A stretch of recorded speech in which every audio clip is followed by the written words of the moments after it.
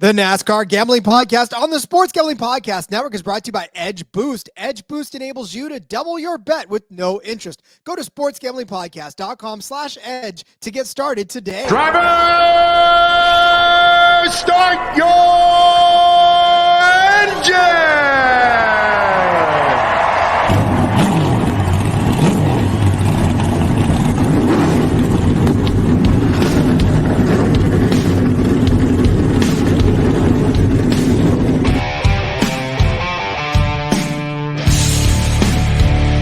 Strap in and pull those belts up tight as the Sports Gambling Podcast Network presents the NASCAR Gambling Podcast. I'll wreck my mom to win a championship. I'll wreck your mom to win a championship. With all the news and the best bets for your NASCAR weekend. It refrains me from not beating the out of you right now because you ask me stupid questions. But since I'm on probation, I suppose that's improper to say as well. If you could talk about racing things, we could talk about racing things. Now, here are your hosts, Rod Villagomez and Cody Zeeb.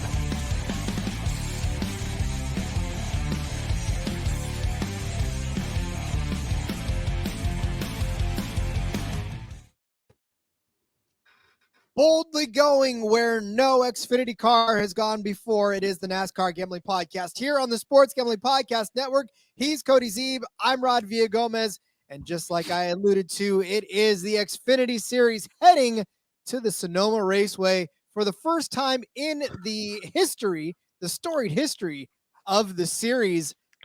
I could not believe it when I first read it, Cody. I was like, wait a second. And I was going up to look histories up, and I thought, all right, here we go. La, la, la, research. Wait, there's no Sonoma? Why can't I click Sonoma? Well, it's because they've never been there before. And now we get to see Xfinity road racing 2 weeks in a row, and for the first time ever in Northern California. Yeah, it's really shocking that Xfinity hasn't been here. I mean, this is a track that's been on the NASCAR schedule for a very long time. The Truck Series has come here many times, and you would have thought, like at some point, right? Maybe even in the 80s or 90s, like Xfinity was probably here. And then I was looking at them like, no, they've never been here. So a lot of these guys haven't been on the track before. There's a few guys entered that have been on the track before. We'll get into that in a sec. But as much as some things change, Rod, with Xfinity going to Sonoma, some things just stay the same. And one of those things that stays the same is NASCAR takes cars back to the R&D center after the week, and they issue penalties. Also, teams that really suck on the year like to cheat, apparently, because that's been the running case here lately. The latest victim of that, the number 43 team for Eric Jones. NASCAR has issued an L1 level penalty for modification to the greenhouse. This appears to be the same thing that Hendrick got slapped with earlier this year, not the Louver penalty, but the other penalty that they had that was the 48 and the 9 car. So it's a 60 loss of 60 points and 5 playoff points for both the driver and the owner. Jones was already, sitting outside of the playoffs by quite a bit, but definitely going to need a win to get in now for sure.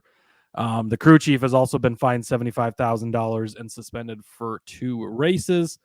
Legacy, their statement basically was, we're reviewing this and we'll get back to you, basically. So they may decide to appeal. We haven't heard yet officially. I think they've got a few days before they have to make an official decision. But again, cars go back to the R&D center. Again, things have been changed. Again, this car is not fucking around with this new car. Stop changing shit. You're going to get penalties. And they're just, they're more generous than Oprah right now. Like, you get a penalty, you get a penalty, you get a penalty. Here, you can have a penalty too. Like, they're not messing around on these penalties. Can you take 60 points away from 0? Is that possible? Well, that's what I was saying about Briscoe last week. I was like, does he even have 120? Because his was like 120 points, I think. I didn't think he had 120 points to give up. So 5 playoff points. If he passed the hat around, he couldn't even collect 5 playoff points at this point. Yeah. So, and Briscoe's was 25 playoff points. So, like, even if Briscoe were to make it into the playoffs, he basically has to win each round, like, because he's going to be so far in the hole every single round that unless, a bunch of people have catastrophic issues, that he just has great races every week, which unless we're going to Phoenix every week. I don't think it's going to happen. But yeah, so again, the 43 car, they were really good last year, right? So if they'd have come out, if you'd have been like, oh, maybe they're modifying stuff, like maybe this is why they're so good. This year they've been hot garbage. So it's interesting to see. And I guess maybe these teams are just so bad. They're just desperately trying to do anything to make it better. I don't know. It's the greenhouse effect. And I'll tell you this too. If you, it's like taking, or it's like getting your checking account into the negative, right? It doesn't matter how many times you get paid, you're still trying to get out from underneath that. That's exactly what's going on with these guys. Like they're in the negative, so they can get paid, but they ain't seeing any of that money because it's going straight to the negative balance there. To the overdraft. Yeah, it's not been a fun season for the 43. This just kind of piles on for that team. I think Legacy is ready to flip the page to 2024, and their journey with Toyota will begin, because been a pretty rough one, which is unfortunate because, I mean, going into the season, right, there was a lot of positives last year. They won the race at Darlington, just straight up were faster than everybody, like in the right position.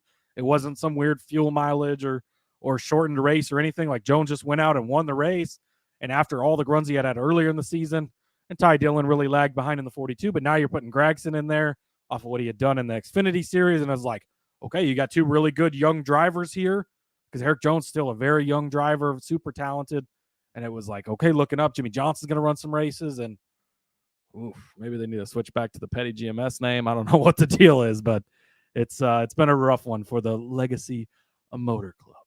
Makes me wonder if Jimmy's thinking to himself, yeah, I probably should have just stayed retired. I mean, I'm sure he's not hurt for money. I mean, I think that luckily for him, he's probably just looking long term. And, it's like when you take over that orphan dynasty team. I don't know if you have this problem, but I like to do that a lot. And it's like you look at this team, and you're just like, okay, we're just going to lose for a couple of years here. Things are going to be very bad, but eventually maybe we'll get this thing on track. Like 12 kickers. Yeah, we'll have to figure that one out. I love it. Yes. All right. Well, I'll tell you what. I'm going to tell you about EdgeBoost. It is a fantastic way to get yourself a little bit of extra scratch in order to start placing some bets that you might want. This episode is proudly supported by EdgeBoost. It's the world's finest bet now, pay later Visa card, and Edge is currently offering up to $2,500 in betting advances, which can be an extremely valuable tool. And imagine really what you could do with an increased bankroll. We just talked about going into the negative. Well, this will get you into the positive in a heartbeat with some room to spare. Get down on some of your favorite futures without tying up your bankroll for months. Double down on your favorite bet that you like, or even use it to create an awesome middle or even hedge. EdgeBoost isn't some sleazy loan shark. Now, they offer zero interest. They're charging you zero interest. And I don't know, maybe you do, of a way that you can access more money to place on your favorite bets without paying any interest. If you do, hit us up. We'd love to know. Although I do, it's called EdgeBoost. EdgeBoost can also be a part of a responsible gambling plan as you set up daily, weekly, monthly limits across all your betting accounts in just one place. Go support SGPN, but more importantly, support EdgeBoost and grow your bankroll by going to sportsgamblingpodcast.com/edge to sign up. That's sportsgamblingpodcast.com/edge. Must be 21 years or older to use. Problem gambling, call 1-800-GAMBLER. We've already got folks in the Discord talking about how they're going to use their EdgeBoost too. I know there's a lot of folks that are waiting to place some double down bets, and EdgeBoost is helping them do that. So good to see that. Yeah, absolutely. I know we're not getting into the betting yet, but I have one of my bets is definitely an EdgeBoost double down bet, because I found one that I really, really am in love with this week. I love it. Hey, listen, and for those of you, I know that we don't necessarily spend a lot of time telling you why sponsors are sponsors, but again, we're trying to help out the gambling community, and also we love that you guys are just playing along and supporting our sponsors, because it keeps this show free. It keeps us able to do this for you for no charge. And any interaction that you have with our sponsors, be it Shady Rays, be it EdgeBoost, be it whoever, Underdog Fantasy, we'll talk about them in a little while, even so much as interacting on social media with these guys by tossing around the SGPN name, the NASCAR Gambling Podcast name. It does worlds to help us continue to keep this content free and just having a good time with it. These sponsors, they pay us to bring the word of their products to you. And by you guys doing that, like I said, the bosses recognize it, and they love to see when you guys interact with them and buy our products and support the products that we that help support this show. So again, it's not because we're trying to be sleazy salesmen. We really do truly believe in what we are reading about, and it just keeps this show functioning and keeps it going. Yeah, well, and that's I mean, it goes to keeping this all free, right? I mean, we record these podcasts for you for free. You don't have to pay anything for it. All you have to do is listen to some ads. Like we do that for everything, right? You want to watch a video, you watch 5-second. Like that's just how it works, and that's how things stay free, which is great. Not only that, we have amazing partners too. And like before I was even part of the SGPN crew, I was an SGP listener, and like I looked forward to the different ads because it would be, bonuses on Underdog, or you can buy sunglasses with Shady Ray, or get a discount with Coors Light. Like there's so many different things, and they're all things that you can use and that are valuable to you. And, with some of these places like EdgeBoost, you probably wouldn't hear about EdgeBoost or know what it was if you weren't listening here, but now you do. Now you have the opportunity. You can see how great they are, 0% interest. So yeah, it's an advertisement, and that's just part of the world we live in. But there are also things that, it's bringing attention to things of, hey, this can help you and you can use this. And I've got a whole article over on sportsgamblingpodcast.com. It's EdgeBoost based, right? It explains what EdgeBoost does for you, gives out 5 different futures bets for 5 different sports, from MLB, college football, F1, trucks. I dropped the truck series in there even. Like it's all over the place, and how you can use different things with that. So I think it's great. And I really appreciate all of our sponsors. And I know a lot of you use them because we get questions, we get people, sharing stuff that they've done with it. So that is always awesome as well. And let's just face it, Cody, the listeners of this particular show are amazing anyways. So like pat yourselves on the back, because you already know it. We gush over you all the time. And I think that's probably why you keep listening to us, because we keep feeding your guys' egos. But I'm telling you right now, you guys are the best. It's just, I don't want to spend another 20 minutes. I could, but I won't spend another 20 minutes just telling you guys how awesome you are, and how, like I said, the bosses keep noticing. And that's all we care about, is as long as you guys are happy and keep us going, we will continue to feed you with fantastic content, or at least Cody will. I'll just be here in the seat keeping it going. Yeah, I don't know about that. But anyways, back to the racing part of things. Back to the racing. Yeah, there's 41 entries for 38 spots in this race. Some Cup guys coming down. Ty Dillon is going to be in the 4 car for JD Motorsports. Okay. If you want to count that one, it's listed here. So it's there. He's there. Daniel Suarez is going to be in the 07 for SS Greenlight. AJ Allmendinger, I've heard he's somewhat decent on road courses. He's going to be in the 10 car for Colleague, no surprise. Kyle Larson, also heard he's decent at road courses. He'll be in the 17 for Hendrick. Ty Gibbs, he's going to be in the 19 car for surprise Gibbs. Connor Mozak is back in the 24 car. Eric Almirola is going to be in the 28 car. Ross Chastain going to be back in the 91 car.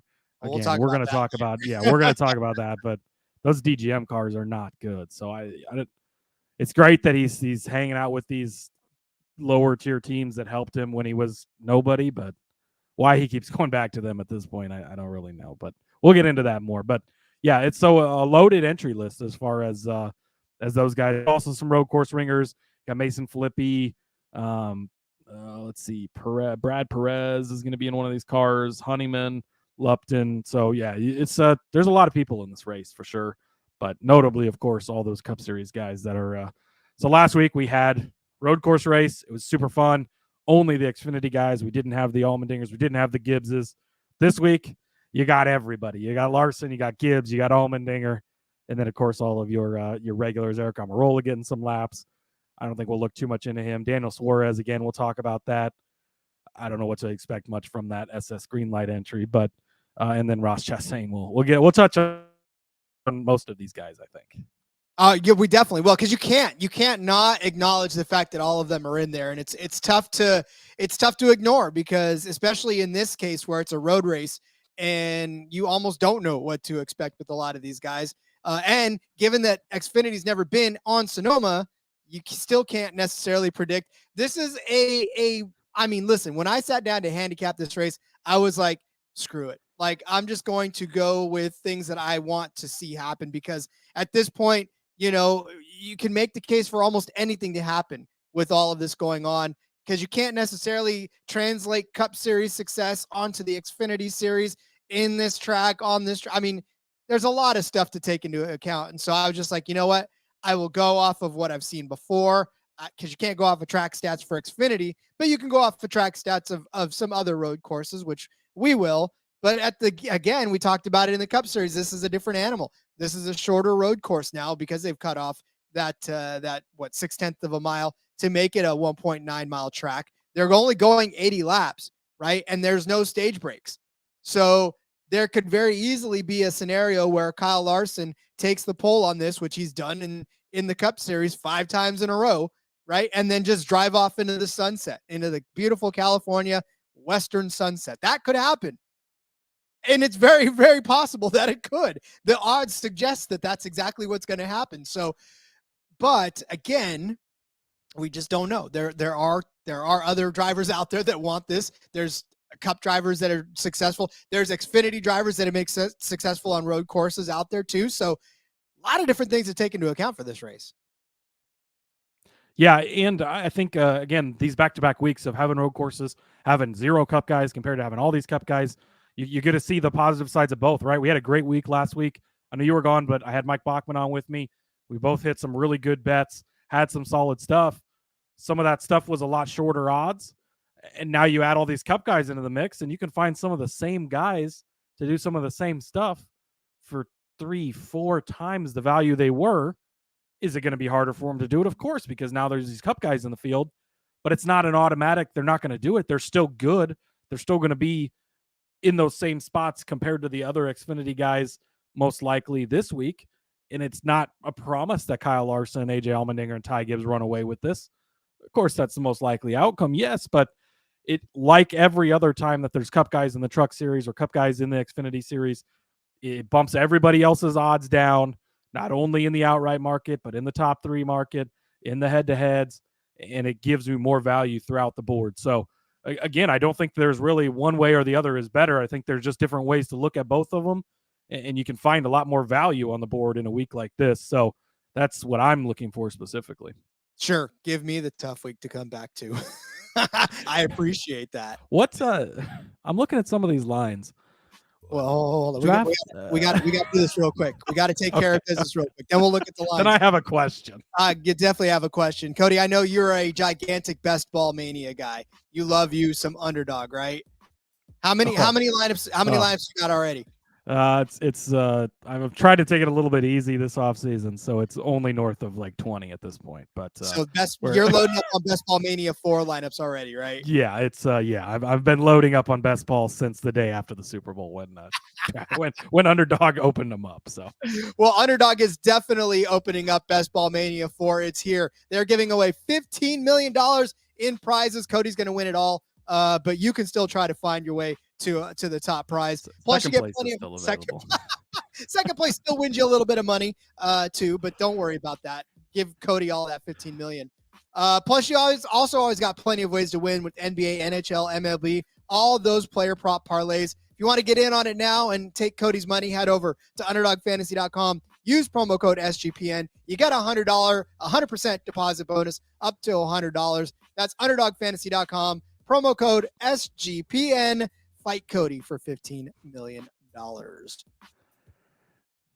right, Cody, you had a question before I cut you off because we got to do those things. So yeah, what was your question? Yes, again, Underdog, an amazing platform, and like the size of the big contests they have and the amount of money that they pay out, absolutely incredible. Love Underdog. So I again, fantasy football addict here.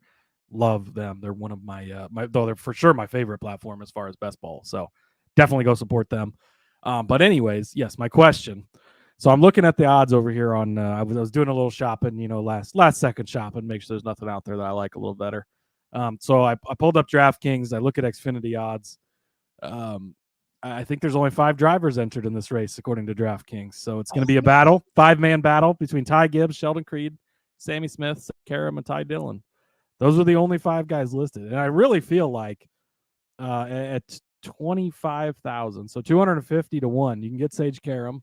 And at 500 to 1, you can get Ty Dillon. When there's only 5 cars on the track, it's a pretty solid value. So I don't really know what's going on here.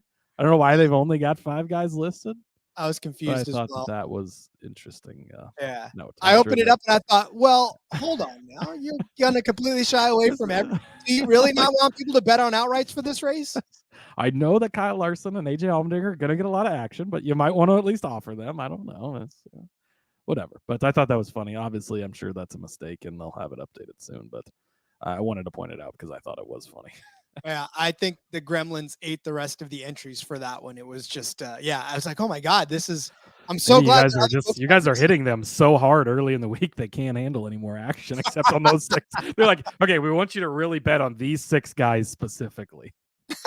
We're aiming toward this. We know that we're going to win. We know that we're going to take your money if you bet on these guys. We've already got enough action on everyone else. If you could just bump these guys up for us. And then also PointsBet, I noticed they have Josh Berry listed as Joshua Berry, which is the first time I've ever seen that. Interesting. It's pretty funny if you pay attention to some of these things. DraftKings, the fantasy, like when we're doing the fantasy lineups too, if you ever look at the pictures or the team names, it's entertaining because a lot of times they're not correct. But anyways, I digress. I guess we should probably get into the bets because that's what people are here for, Rod. I probably think we should. I think it's about time to do that. Again, it is the DoorDash 250 from the Sonoma Raceway in beautiful Sonoma, California, which I will be driving through. I won't be able to go to the Xfinity race, but I definitely will go to the Cup race on Saturday. But Saturday, they definitely will be warmed up, and it will be 80 laps around this 1.990 track. First time Xfinity's on it, got no track stats for you. So that's good enough for us. We can just get into the bets at that point. Yeah, exactly. Okay. I'm going to start off. This is the one I was talking about that I really love. This would be my EdgeBoost double down play of the week for Xfinity. Austin Hill over Ross Chastain, minus 135 over on Superbook. Why is this a matchup, Rod? I know that Ross Chastain is a Cup Series driver. I get it. Okay. I do. But Austin Hill is like the most consistent Xfinity driver. He's good everywhere. He's good week in and week out. And Ross Chastain's in that DGM 91 car. That's not that good. So let's go back and take a look. Ross has been running only in that 91 car for DGM when he races in Xfinity the last couple of seasons. This year, he's got 2 starts, both on ovals, but 18th and 24th. So again, not showing much speed, not getting much done. Last year, he did run 3 road course races in this car. He did finish 4th place at the Indy road course. So he did have 1 solid finish in that. I will give him that. 17th at Coda, 28th at Watkins Glen. Not impressive there. Austin Hill, 5th place last week at the Portland road course. Prior to that, 3 straight 4th place finishes in a row. Different styles of tracks, different sizes of tracks. Doesn't matter. He's always in the top 5, always in the mix at the end. So again, 5th place last week at Portland. He did finish 37th at Coda. He had some mechanical issues early on in the race, didn't get to run many laps. Last year, though, 2nd place at Coda, 3rd place at Portland, 4th place at Road America, 9th place at Indy road course. He did have a 24th at the Roval and a 30th at the Watkins Glen. So, and I believe both of those were mechanical issues. So it can happen to anybody, right? And on road courses, guys are going to have those weeks. Even if you get spun out, you could be running first the whole race. You get spun out on the last lap. You go from 1st to 30th just like that because everybody's on the lead lap, and that's just how it goes. So that's always a possibility. But he's been very, very consistent on road courses. He's been very consistent on ovals. He's been very consistent on dirt. I don't think they've raced. I guess Xfinity doesn't race on dirt, but if they did, he would be consistent there. He's been consistent on super speedways. He's been consistent driving his go-kart around the track. I don't know. Everything he does, he's consistent. He's just consistent. And Chastain, I get it. He's a Cup Series guy. I guess that's why you get this matchup, which to my earlier point of this offers you value. And even though it's juiced up minus 135 in Hill's favor, this is an easy one for me. Give me Austin Hill over Ross Chastain, minus 135. This one's over on Superbook. So I totally agree with you on this one. In fact, if you can actually find it at minus 120 I didn't. over on Caesars. I have Yeah. not looked at Rod's bets yet. This is also Rod's first bet. Hey, that's all right. But listen, I'm going to change mine to minus 120 then. Yeah, it's at 120. It wasn't Superbook. I have to find it again. I wrote it down, but I didn't actually write this one down, unfortunately. But I'll find it for you by the time it's over.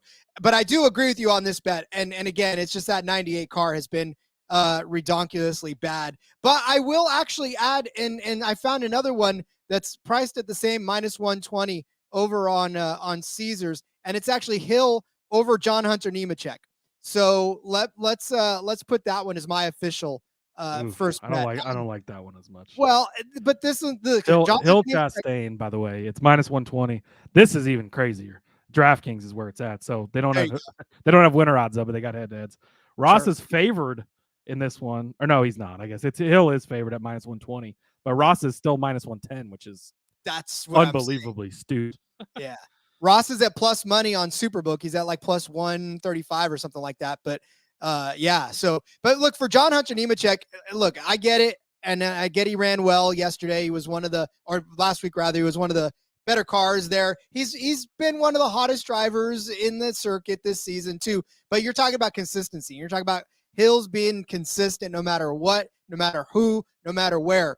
John Hunter Nemechek, on the other hand, is I don't know. He drove with the Cup guys before and wasn't necessarily at that level yet. There's several Cup guys in this. Hill can kind of hang with those guys. I think John Hunter Nemechek, this may be one where he's going to get shuffled around toward the middle of the pack. And even if he does run inside the top 15 to the top 10, rather, I still think Hill has the capability of running around the top 7 or top 6, right, where he's been, the top 5. I mean, it'll be a little more difficult to crack the top 5 with Gibbs, with Larson, with Dinger, right? That's already 3 guys that if they're all in the top 3, I wouldn't be surprised. But you look back at like 5 or 4, 5, and 6, Hill's probably going to be around that. John Hunter, on the other hand, not necessarily all that, in my opinion. I don't think he can run there each and every time with all these Cup guys around him. And this season, really, he's got 11 top 10s and 13 starts. That's great. I mean, that's consistency right there. And that's what you want to see. But in his road course, just history in Xfinity altogether, he's only got 2 top 10s in 7 starts. So you talk about road courses where, Cody, you said you could be up front on the very last lap in the very last corner. You get spun out by your teammate and you try to go retaliate. Well, now you're all the way back in 16th or whatever, wherever you finished. That's not where you were when you actually head out on it. So, and for John Hunter, a 10th place finish was salvaging a day. That very easily could have been a 15th place or whatever. So, you know, I just, again, to me, he doesn't have the road course experience in Xfinity to justify maybe picking him over Austin Hill, who you just laid out the perfect case for that guy. He's always there. He's always around the front. No matter what happens, he's always there. Okay, you talked me into it because I wasn't really digging that one as much before you started talking, but I do like it. And Hill's again, just talked about his consistency. Like, that's the thing that really does it for me here. I'm going to make a case for John Hunter Nemechek in a bit here, but I think that taking both sides of these is going to be good as far as that goes. So I was not for sure when you changed that there, but you talked me into it. So good job, Rod. I can, Cody. I love it. I was just shopping also while you talk. I can't believe these lines I'm finding. This I love this week. It's going to be a great week. There is a lot of value to be had this week. Thank you, Cup Series guys, for joining the party because, boy, it helps. Next up for me, I'm going to go with Cole Custer over Sheldon Creed, minus 110. Might be the first time I bet on Cole Custer since early this season when I actually loved him. But you know how it goes. Creed showed us last week, like, one of the best cars all day long, was up front throughout the day. And what happens, like it always happens, Rod, he doesn't close the deal. He doesn't get the win. And that's why I'm going to bet against him this week. It's all there. Could he come out and be the best car again this week? Could he win this race? Yes, but he's been the best car 10 different times, and he has not won an Xfinity Series race, and it sucks because we saw him do it in the Truck Series. Like, he owned the Truck Series. He was so good. He just can't seem to get the deal finished in Xfinity. That's why I'm going to fade him. Custer was good, right? Last week he wasn't great, I wouldn't say. He was top 5 all day. Wasn't the best car by any means. He ends up winning the race because he's at the right place at the right time at the end of that race, sitting in 3rd place or 4th place, whatever it was, when Parker Kligerman just said fuck it and shot in there with no chance and wiped everybody out. But for me, this is just, I can at least, based on the way Custer's been going lately, we've talked about it a few times, right? Like, he's been getting solid finishes. Hasn't had the best car anywhere, but he's been getting solid finishes. It turned into a win last week for him. I can count on him to get me solid finishes here as of late. Whereas Creed, even if he's got the best car, he doesn't get the finish. And I hate it. I don't want to bet against him because I want him to get the finish. Like, I want to feel confident to go bet him to win this race. And I can't because he just doesn't finish them, and it sucks. But when it comes to betting, that's the stuff you have to watch for. If you can't trust a guy to finish the races, you've got to bet against him. And that's what I'm doing here, taking Cole Custer over Sheldon Creed, -110 on Superbook. His post-race interviews are painful. It's just, you see the hurt on his face. Yes, like, he doesn't get upset. Like, he's not pissed off. He's sad, which is worse. I don't it's like watching your child like just be like super bummed out about what just happened. And it's like, I would rather you just be mad so I don't feel so bad. Like, geez. My favorite. He got the puppy dog look. He's got the glasses, like the whole thing. And it's like, oh, I want to give him a hug through the TV because it's like, a buddy, I'm so sorry. We all want you to win, okay? Maybe I'll go to the Xfinity. Maybe I'll try to go. Yeah, if you end up making the Xfinity race, give Sheldon Creed a hug for me because I feel bad for the guy. I'm sorry, buddy. Maybe he'll still be there. I don't know. Maybe he's not flying back yet, but yeah, it's just so painful to watch. My favorite Canadian driver, not from Canada but from California, Sheldon Creed. Yeah, he's gonna be a home race for him this week. So I know. Well, it's a little farther up. Well, it's home state, close enough. Home state. All right, I am going to take a head-to-head as well for my next bet. I'm going to break Cody's heart one time, and we talked about this on Monday's show. It might be time to just start taking Parker Kligerman and fading him. And I'm going to take Sammy Smith over Parker Kligerman. This is at -110 over on Superbook. And really, by all rights and accounts, this is more of just I'm going to fade Parker Kligerman. And listen, he had a 14th place finish at Portland last week. He was running very well. He did have a good car, found himself at the front, but for whatever reason, he shot himself in the foot and decided he wanted to just, win the race at all costs. Damn the torpedoes. Give me my position. Unfortunately, it cost him quite a few. I'm not saying that that's going to happen again this week, but he's riding a string of pretty bad finishes. 38th at Dover, 13th at Darlington's. Okay, but again, for Parker Kligerman, you expect more. You expect these top 5 finishes that you were seeing from him, top 10 finishes that you were seeing from him earlier in the season. But 38th, 13th, 38th, 14th doesn't necessarily instill a ton of confidence in me. And you look at his road course history as a Xfinity driver, 4 top 10s in 9 races, 1 top 5. Not bad at all. But the young talent of Sammy Smith is where I think I'm putting my money. We didn't see that last week. I talked about it in the recap show. We don't know what happened to the 18 car.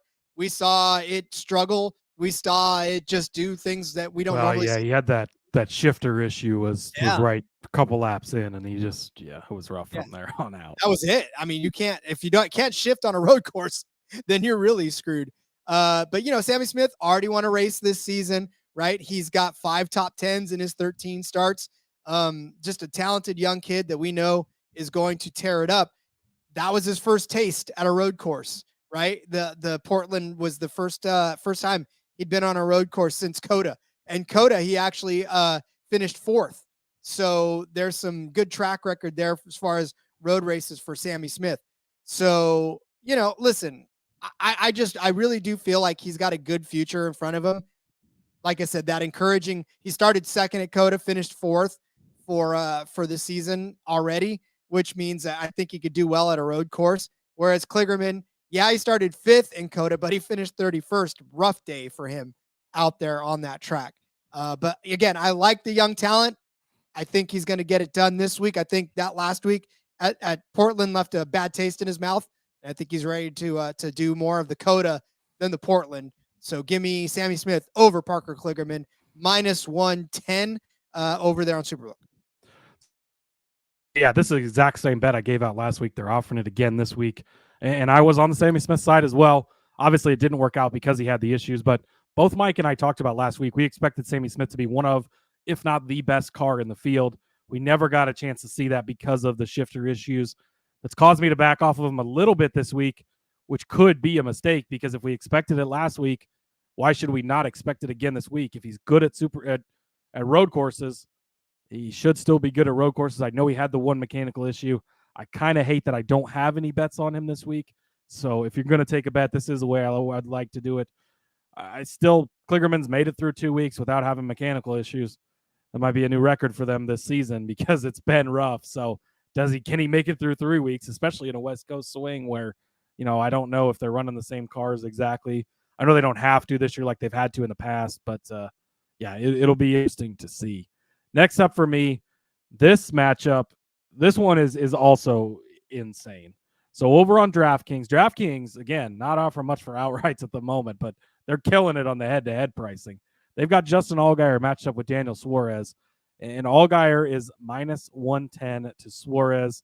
What is Suarez? Is this the one where, Suarez is -120 in this matchup on DraftKings.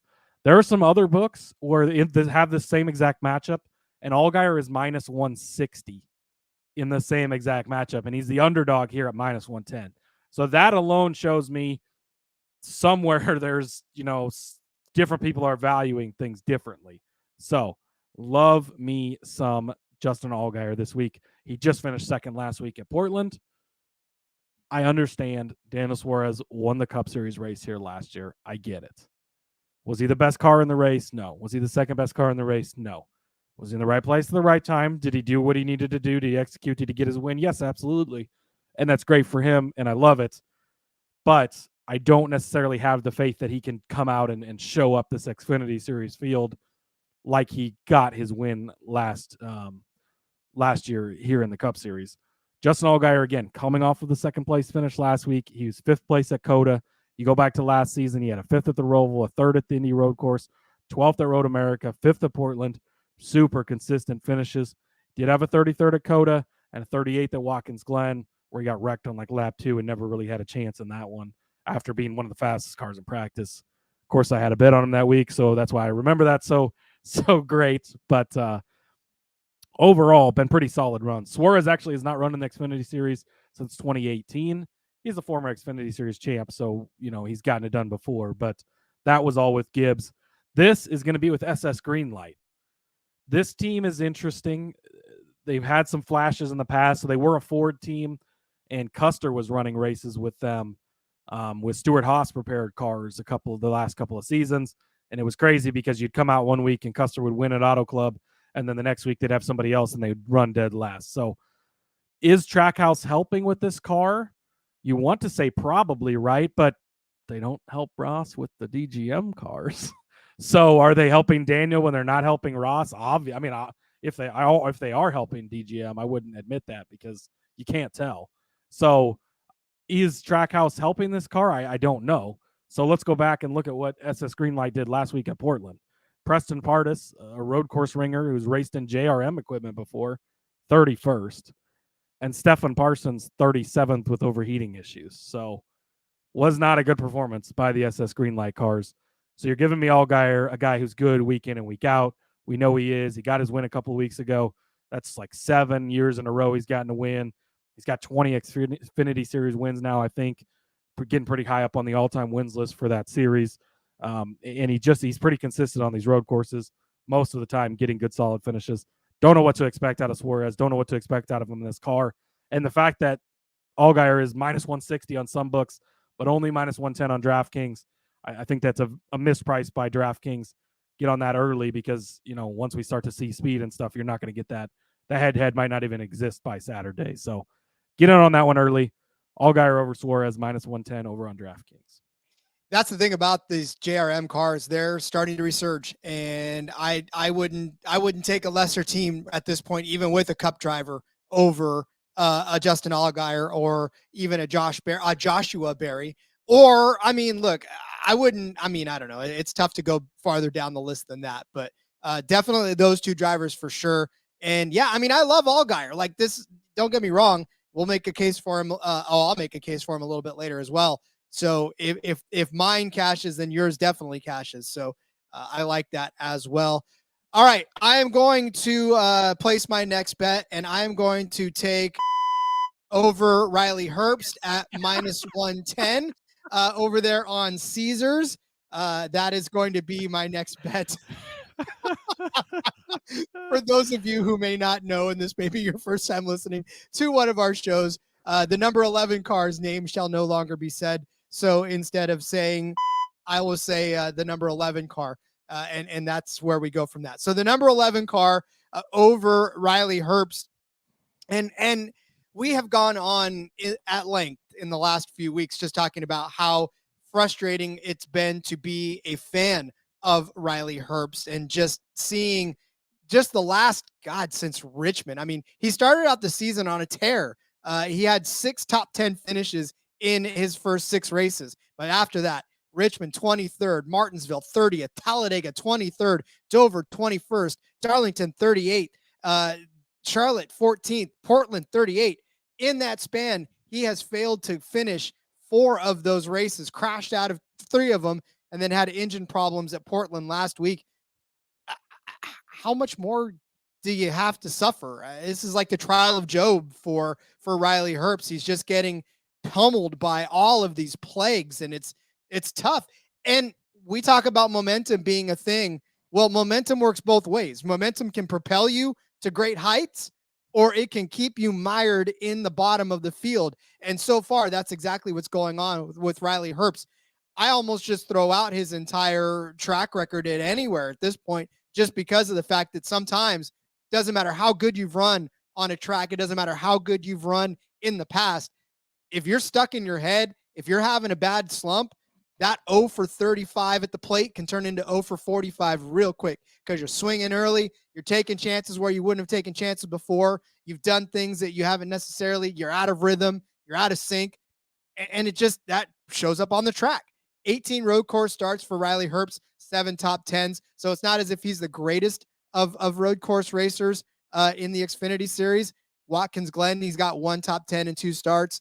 You look at what he's done also in Austin, 3 races, 1 top 10 start. So it's very much hit or miss for Riley Herbst in that. Now, turning to the number 11 car, his season has not been the greatest either.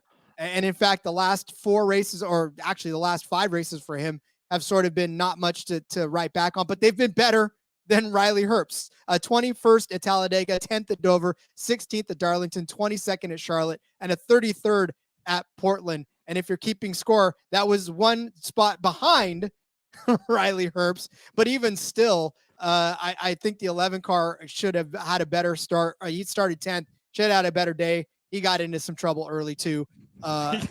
His car caught on fire and burned well, to the ground. That's what I'm saying. Basically. He got into trouble early with the car, catching on fire. I think he would have finished better than did Riley Herbst.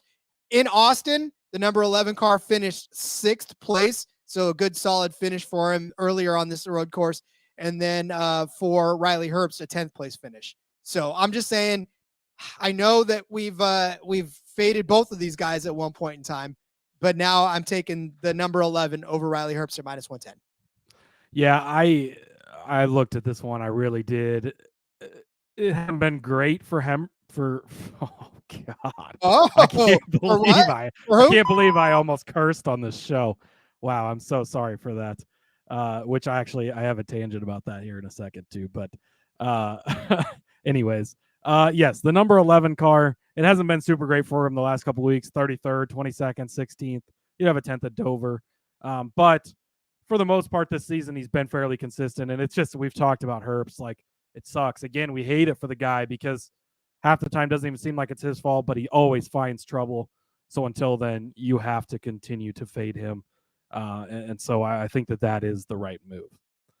I would like to take a quick break from giving bets, Rod. Yes, please. Yes, please.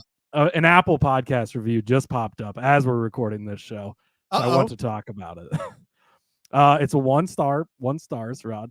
Oh, I love it. It says terrible broadcasting and language skills, which is funny because we just read a review yesterday that said completely the opposite. It says, do a little work on your broadcasting skills. There's one guy who screams. Both abuse the language. It's an unpleasant listening experience. So first of all, Rod is like a professional radio guy. Maybe he listened last week, and that could be the case. So maybe he heard me hosting the show. I could see how that would upset you. I apologize. Luckily, Rod's back in the driver's seat this week. One guy who screams. I don't know which guy that is. Do I scream? Because I don't feel. I mean, I'm loud. Every once in a while, I get a little animated, I think, but screaming, and is it that often? We might be going a little bit far there. Both abuse the language. I stumble through some words sometimes. It's an unpleasant listening experience. Good news for you. You don't have to listen, so fucking leave. It's not an airport. You don't have to announce your departure. But if you are listening to this, if you do like the show, don't let this be the top review over on Apple Podcasts. Go leave a good review. And if you don't like the show, there's like a trillion other podcasts out there. Just go listen to a different one. Again, not an airport. We don't have to announce our departures. But don't be like this guy. I want to call him out too because he's got a name. M.M. Dean. Sounds like a horrible name. But yeah. Anyways, don't be like M.M. Dean. Be more positive. And I don't think we scream.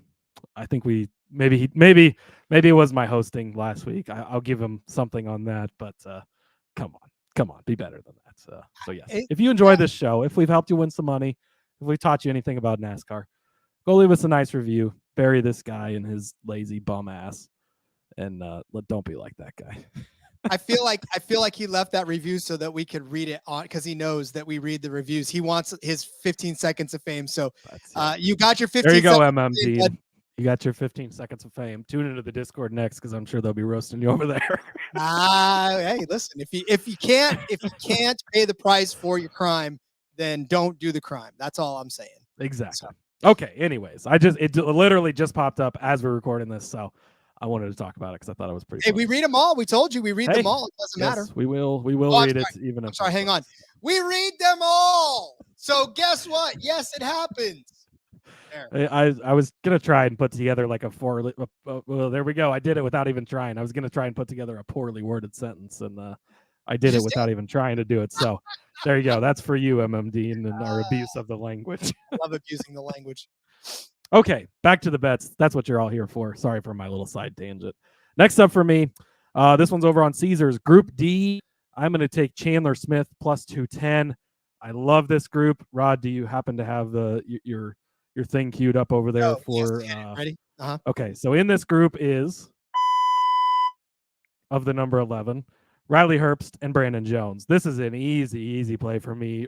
Chandler Smith. He had a rough week last week, got into some issues multiple times throughout the race, still finished 16th. Herbst, we just got done talking about how bad he's been. Brandon Jones, I think we've mentioned his name like twice this season, and that's because he's sucked, and we just pointed it out. It's been rough. Again, a guy I love betting on last season. Early this season, I was trying to, but yeah, it's been rough for Jones. So those two guys, as rough as it's been for them. And then for number 11, I just said it's not been super easy, right? He might get a decent finish. I think he'll still finish ahead of Herbst, like you called out in your head-to-head, but I don't think that any of these guys are going to really compete with Chandler Smith at all. We've seen Chandler Smith. We talked about him last week. Mike and I did. He doesn't have a ton of experience in the Xfinity Series on road courses, but he was very good in the Truck Series. And again, even despite all the issues he had last week, the one hesitation would be if he gets around Jeb Burton, because Burton might be wanting to try and spin him out a little bit. But I think that Chandler Smith is going to have a solid enough day to easily beat these other guys who have all just been struggling a lot lately. So give me Chandler Smith, Group D plus 210 over the number 11, Herbst and Brandon Jones. I love it. Again, the early one can cash, the 11 over Herbst can cash, and then this one can cash as well and just take us all home. So I definitely still like the prospects of that one. Sorry, I don't have a grasp on the English language to retort. So my apologies out there to abuse this language. I'm going to just switch to AI so that anything I say can just be propagated by artificial intelligence, as it were. All right. My next bet will be Ty Gibbs as a top 3 car at plus 120. I'm sorry, never mind. My next bet's Ty Gibbs, top 3 car, plus 125. You talk about value and pushing down value because of these Cup guys. This is exactly what this is. Ty Gibbs wouldn't normally be at plus money for a top 3 in an Xfinity race, but because like Kyle Larson's there, Allmendinger's there, even Suarez, if you really want to talk about him, I know he doesn't factor into the top 3 mix as much as Ty Gibbs does, but for Ty Gibbs to be plus money in an Xfinity car on a road course at plus money for top 3, that's good value. Plus 125 for that. Ty Gibbs as an Xfinity driver this season has a top 3 finish in Austin on the road course, and then a 5th place at Charlotte where he did start 3rd. So the second one wasn't a top 3 finish, but certainly was up there close enough to consider that close enough, in my opinion. I know close only happens in horseshoes and hand grenades, but even still, two spots he can make up, especially on a road course. But he does have one top 3 road course finish already this season. In his career, 12 road course starts in the Xfinity Series, 3 wins, 5 top 5s, and 7 top 10s.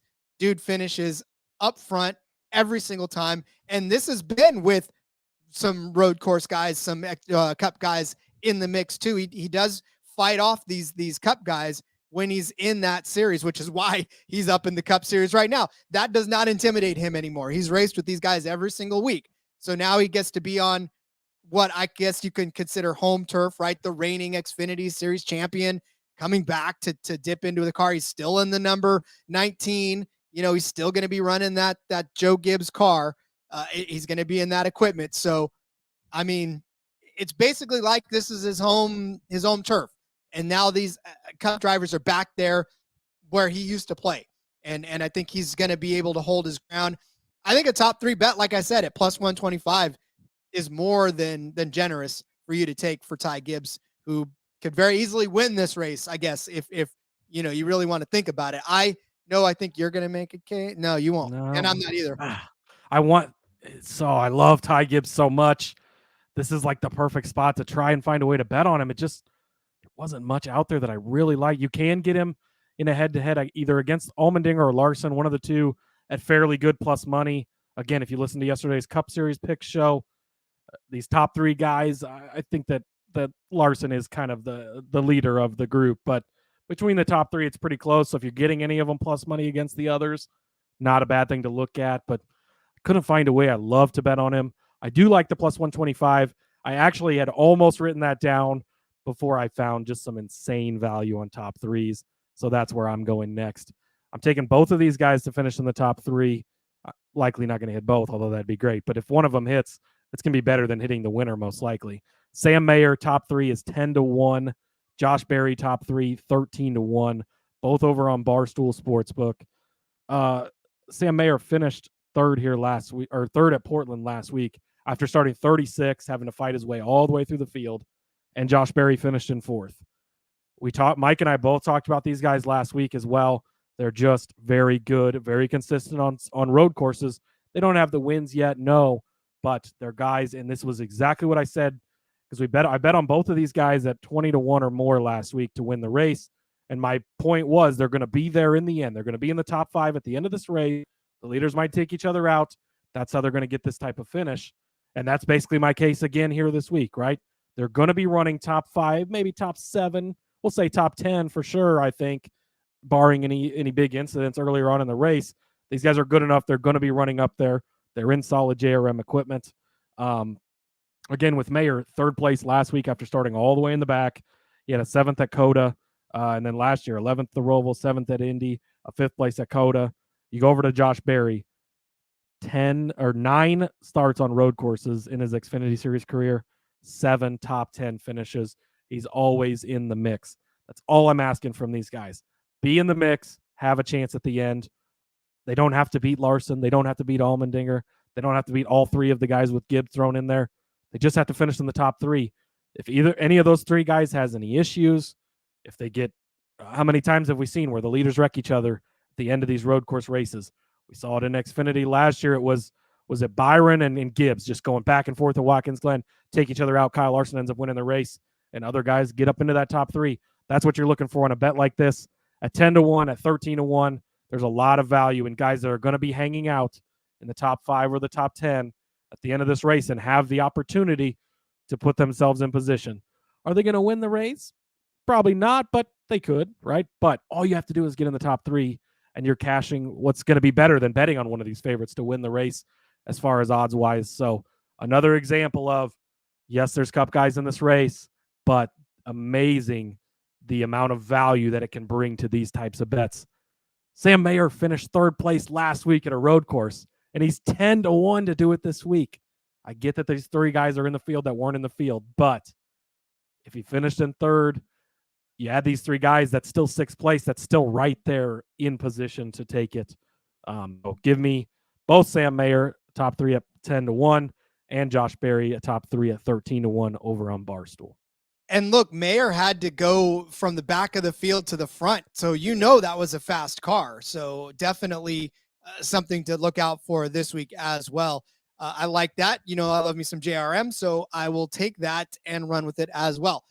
All right, I'm going to give out my winning car bet of the week because that's just the way I roll. And I scream. So I'm going to scream this out loud to the top. Winning car Take the number. Take the number over 16.5. That's minus 110 over on Caesars. What do you get for that price? Well, over 16.5 gets you Kyle Larson, first and foremost. You got to like that. It gives you Ty Gibbs. It gives you John Hunter Nemechek. It gives you Austin Hill. It gives you you don't want Eric Almirola, but it gives you him. And then at the very least, it gives you Ross Chastain if he finds his way to get I don't know. If he figures out how to drive that 91 car better, then that works. And then it also gives you Riley Herbst, depending on if he decides to learn how to play and play nicely. So, even still, for the price that you get both Gibbs and Larson and Nemechek and Hill, those 4 drivers in and of themselves, that's enough coverage to justify a minus 110 on this 16.5 over. I like that.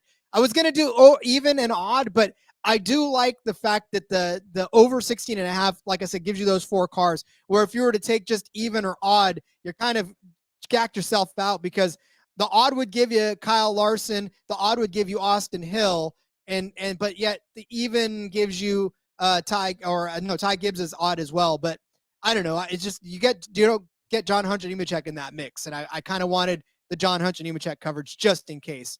So I do like that. I do like those 4 drivers, and I think minus 120 or minus 110 is a decent enough price for that bet.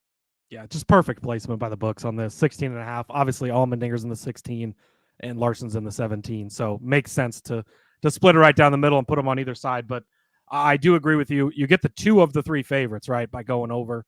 Austin Hill's in that mix. If a guy like Mayer or Berry under that number hits, spoiler alert, you're going to like their number better anyways by themselves. And with the guy you're going to give out to win, I don't want to spoil that, but playing both that guy to win and then taking this number over 16.5 as well, it's going to make sense because it's going to balance itself out. So I really like that strategy.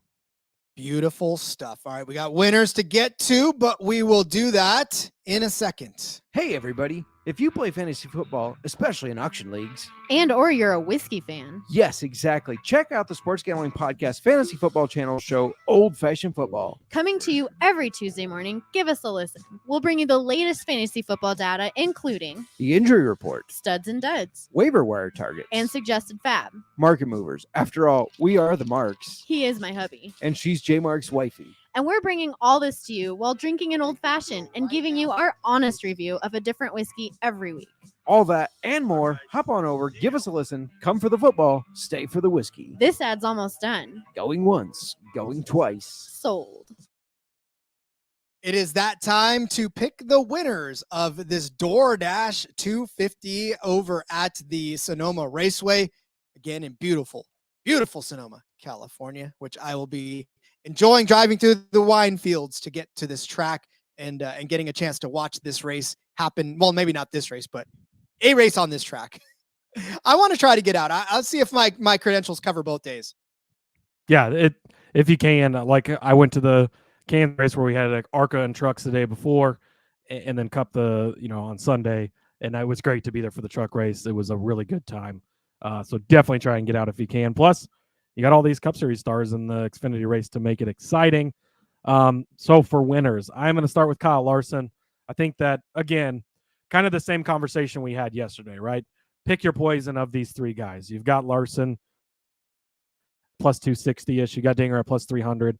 Gibbs is at plus 500. So it's not exactly the same, where all three of the other guys in the Cup Series are kind of all across the board. And I think this is appropriately priced. I think that Larson is the best of them, but not by much over Allmendinger. And I think Gibbs is just slightly behind both of them. So I do think it's appropriately priced. I think same thing here. You just kind of pick your poison, whichever guy you want. I was really hoping Gibbs was if Gibbs was like 7-1 or something, I would have put him in here with Larson. 5-1. I didn't want to take both of them just because it brings your value down so much. Larson, I think, is the best driver in the best car. It's a Hendrick car. We've seen the 17 car be good. We know how good he is here at Sonoma specifically. The 5 poles in a row. He's been good. He had the fastest car in the Cup race last year before he ended up having the bad pit strategy. The tire fell off. Still got a somewhat decent finish. So I don't need to go on and on about Larson. Plus 260 is the best line I've found over on PointsBet, but plus 250 most places. So shop around if you can get that little extra value. And then with giving out a guy at plus 260, I don't normally have 3 other winners, but at the amazing value you're finding these guys, like, you've got to sprinkle a little bit because these guys are capable of winning. Again, it's likely going to be Larson, Allmendinger, or Gibbs that wins this. That's not a secret, right? They're the best 3 by a handful, and we fully expect that one of those 3 guys wins this race. But you know the scenarios. You know how things can happen. We saw it in the Cup race here last year. The best 2 cars didn't win, and it ended up being a shot in Daniel Suarez. We've seen it other places. I just got done talking about Watkins Glen. The 2 leaders, the best cars on the day, took each other out. Somebody else wins the race. It can happen. So in case it does, guys that are likely going to have themselves in position to steal that win, Parker Kligerman decides to take out half the field on a late race restart. We've seen it last week, right? It can happen. So in addition to Larson, over on MGM, give me John Hunter Nemechek at 25-1. I still think you take Austin Hill in a head-to-head over John Hunter because I think that that's the proper bet. So I'm not walking that back. But John Hunter was in the mix to win stage 1, was in the mix to win stage 2, and then things went rough for him in stage 3. He had a couple of run-ins with a couple different guys, Sheldon Creed and Sammy Smith. But he was a very, very good car on the day. He's been the best car all season. At 25-1, I think you've got to take something on him. He was only like 10-1 last week. His odds have gone up that much after running a very good race throughout the day. So I think he's worth a sprinkle. Sam Mayer, last week I got him at 20-1. This week he's 40-1. He drove from 36 to 3rd. We just got done talking about how good he was. 40-1 can be in position. Joshua Berry over on Sportsbook, Rod. Or on Superbook, rather. It is a sports book, but it's Superbook Sportsbook. 80-1. This is the appropriate time for me to scream that he's 80-1 and go get it right now, please. Because this is crazy. Josh Berry should not be 80-1. He finished 4th place last week. And again, in 9 road course starts, 7 top 10 finishes. Puts himself in position. We've not seen the win yet. Is he a long shot for a reason? Yes. Should he be 80-1? Absolutely fucking not. Go take Josh Berry. 80-1 on Superbook. That is way too much value. So again, just to recap quickly, Larson plus 260. I think you throw a couple units on that because that's likely the most likely to happen. But some sprinkle insurance on John Hunter at 20-1 on MGM. Sam Mayer 40-1 on Barstool. Josh Berry 80-1 on Superbook. Yeah, again, it's the whole thing where when we do, especially when we talk about F1, it's the same type of thing. It's like, look, this may be a foregone conclusion. This may be exactly the way this shakes out. So we'd be irresponsible to tell you that it's not going to happen just because we want to fade just for the sake of fading, just to be like, no, you can't get that to happen. No, Larson can't win. Blah, blah. No, Larson's probably going to win. But we also want to give you some responsible ways to hedge just in case that doesn't happen. Same thing with me. I mean, obviously, I didn't get cute yesterday during the Cup Series race. I did take Larson for that one. I just said, might as well, because that's probably what's going to happen. So yeah, take Larson, put something on him. But also, if you really want, and I'm going to take the other end of this, and I'm going to say AJ Allmendinger again at plus 300, pretty decent value. That plus 300 you can find over on BetMGM. So I like that price better than the 225 that he's at in other places. And I did see him at 250 in other, but yeah, AJ Allmendinger plus 300. I don't hate that. It's something that I can get behind.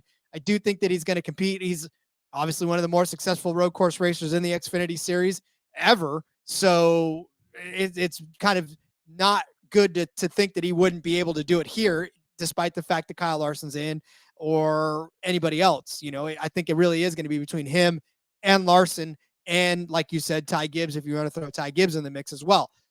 So between the three, I'm going to pick Dinger. I'm going to go with the plus 300 side of that. And I think that's a pretty decent hedge for me.